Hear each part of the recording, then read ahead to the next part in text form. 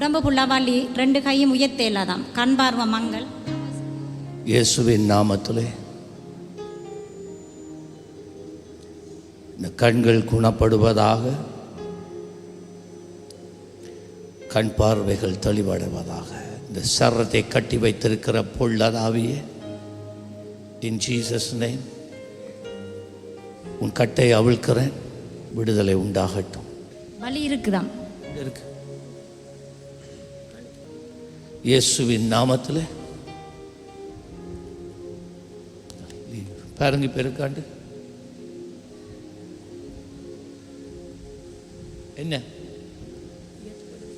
உயர்த்தப்படுது. இல்லாடி முதல் உயர்த்தேல எவ்வளோ காலம்?